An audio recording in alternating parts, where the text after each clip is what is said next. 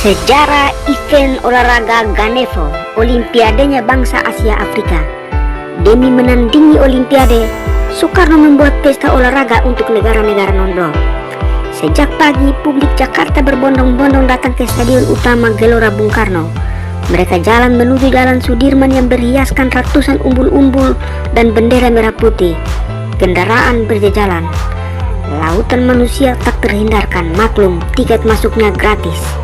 Pukul 3 sore, stadion sudah dipenuhi 100.000 penonton. Di luar gerbang tak kalah ramai. 1 jam kemudian Presiden Soekarno tiba menggunakan helikopter.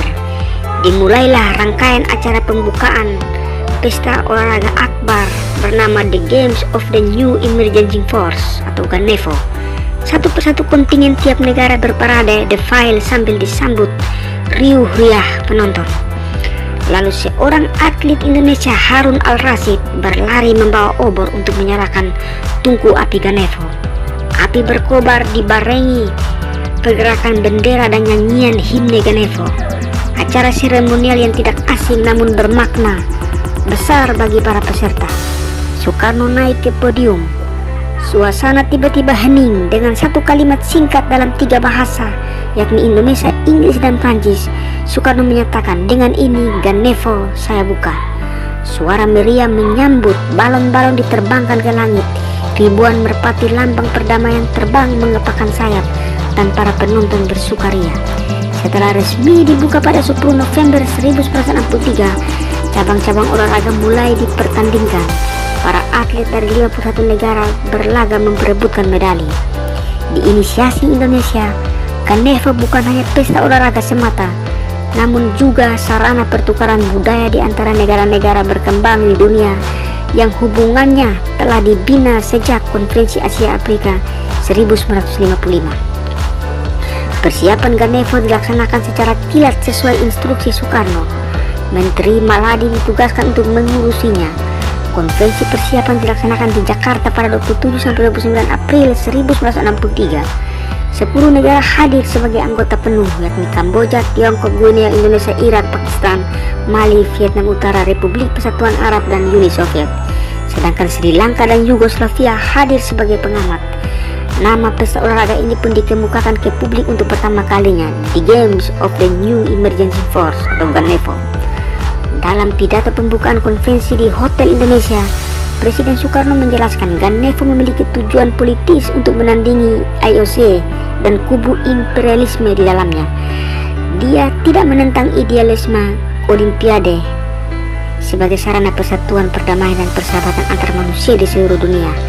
Kami dengan senang hati bergabung ke dalam IOC karena kami sependapat dengan ide yang disampaikan. Tapi apa yang ternyata yang kami dapatkan? Sikap mereka menunjukkan bahwa mereka sekarang hanyalah sebuah alat imperialisme dan politik. Kami punya pengalaman pahit dengan Asian Games.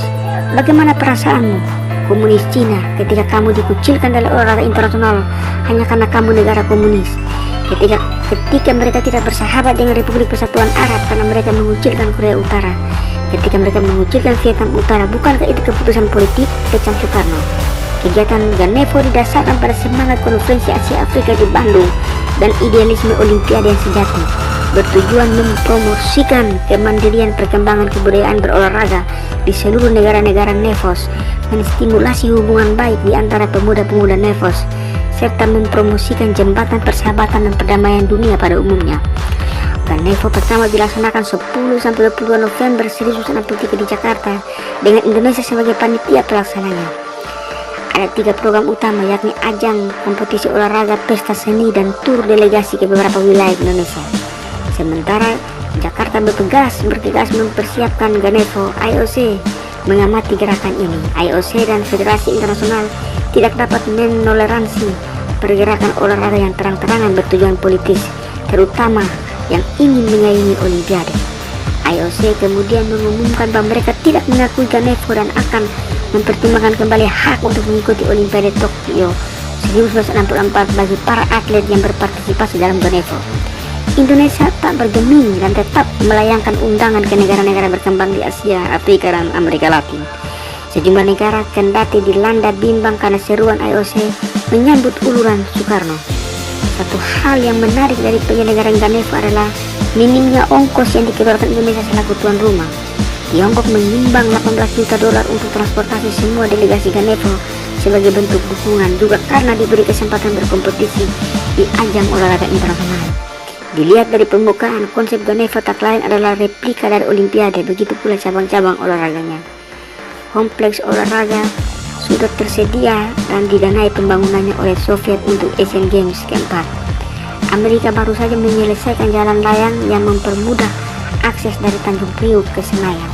Jepang menguncurkan dananya untuk membangun hotel berstandar internasional yang dapat mengakomodasi peserta Ganevo dari perkampungan atlet. Meskipun ongkosnya rendah, namun timbal balik politisnya sangat tinggi bagi Indonesia. Gencarnya pengaruh dari Uni Soviet dan Tiongkok mengundang kritik. Indonesia saat itu begitu dilematis. Ekonomi dalam negeri sedang hancur, namun di sisi lain Indonesia ingin bangkit sebagai pelopor dunia ketiga.